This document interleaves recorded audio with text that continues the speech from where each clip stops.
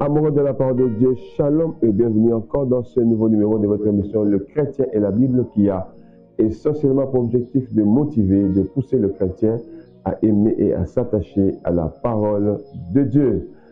Pasteur Kevin Tsoki, qu'est-ce que nous allons partager avec le peuple de Dieu aujourd'hui? Par la grâce de Dieu, nous parlerons d'un thème qui touche particulièrement le cœur de Dieu. C'est celui-ci, le chrétien et l'amour du royaume. Le chrétien et l'amour du royaume. Chrétien, si vous pouvez expliciter, le chrétien c'est qui? Royaume, c'est qui? Le chrétien. Il s'agit de quel royaume? Royaume, c'est quoi en fait? Ok, merci encore pour la parole de Papa Richard. Le chrétien est toute personne qui un jour a accepté de recevoir Christ comme son Seigneur et son Sauveur. Alors, nous parlons de que le royaume, nous parlons du royaume des cieux. Alors, il faudrait parvenir par définir c'est quoi le royaume. Le royaume, c'est un État qui est gouverné par un roi. Et le roi dont il est question ici, ce n'est pas le roi du royaume Cuba ou Congo, non. Mais c'est le roi du royaume de cieux qui est, entre guillemets, notre Dieu que nous aimons de tout cœur. Ainsi, je peux définir le royaume de cieux ou le royaume de Dieu comme étant le royaume qui est, ou encore un État qui est gouverné par Dieu. Donc, il s'agit du chrétien et du royaume. Le pasteur vient d'expliciter les termes clés du sujet, le chrétien et le royaume. Quel est l'intérêt de ce sujet, pasteur, pour les amis de la Bible et les amours de la parole de Dieu qui nous suivent? Encore merci, mais je voudrais qu'avant d'aller plus loin, nous puissions un peu voir qu'est-ce que la parole de Dieu déclare, parce que c'est le chrétien et la Bible de notre émission. Voilà. Nous serons ensemble dans le livre d'Apocalypse 2, le verset 2 à 6. L'intérêt, c'est celui-ci. De ramener le chrétien ou encore ramener l'enfant de Dieu à son premier amour. Lorsque nous lisons les textes originaux, on nous dit ceci: c'est que j'ai contre toi, c'est que ton premier amour, tu l'as abandonné. Ici, on s'est rendu compte d'une chose, que les chrétiens, des faits, se sont habitués à la maison de Dieu.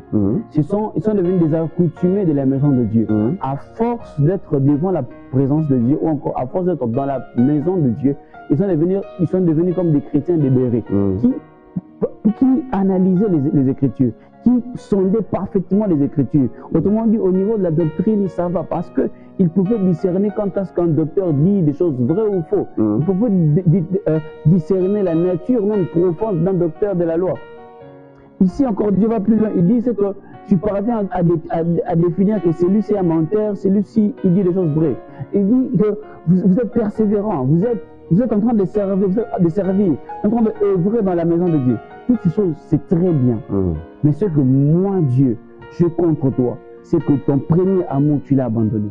Autrement dit, tout ce que tu es en train de faire, ton service pour Dieu, le don que tu es en train d'offrir, d'apporter dans la maison de Dieu ou encore à l'homme de Dieu, c'est vrai. Mais ça, quelle motivation derrière?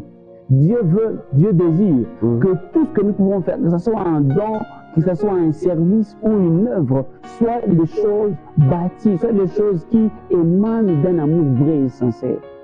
Voilà un peu la quintessence ou encore l'intérêt que nous avons derrière ces moments de partage. Ces moments de partage, l'amour pour le royaume, l'amour pour Dieu. Exactement.